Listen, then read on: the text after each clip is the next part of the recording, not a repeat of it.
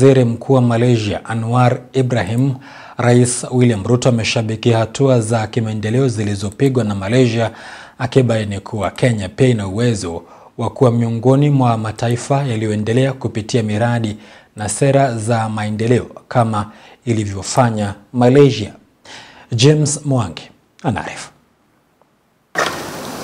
Katika juhudi za kuimarisha ushirikiano wa Kenya na Malaysia, mataifa hayo mawili yametia saini mikataba mitatu ya makubaliano inayotarajiwa kuimarisha ushirikiano katika sekta za usafiri, biashara na utalii. It is really a proud moment for me as I engage with you, because you bring home the many things that we have been discussing as a country as to the possibilities of what can be achieved if the right decisions are made.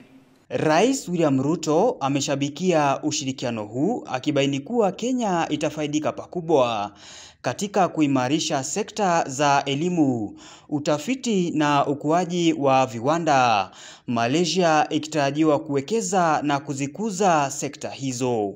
In our discussions, we agreed that Malaysia will explore partnerships and investments across our key priority areas, including collaboration in STEM and in research and matters education.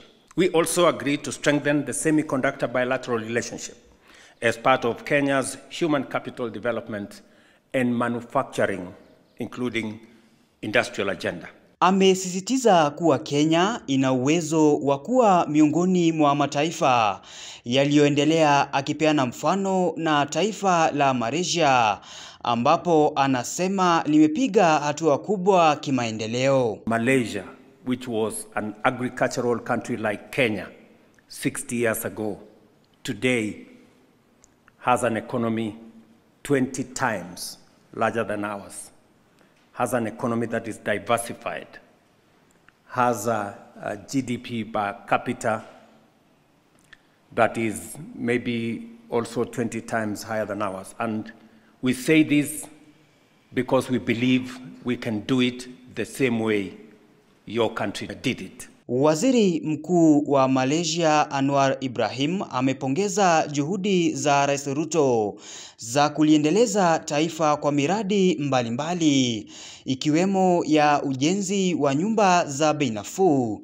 na sera anazosema zitasaidia kuikuza Kenya. We need leaders who have clarity of vision, who have firm determination, because otherwise we'll be left behind.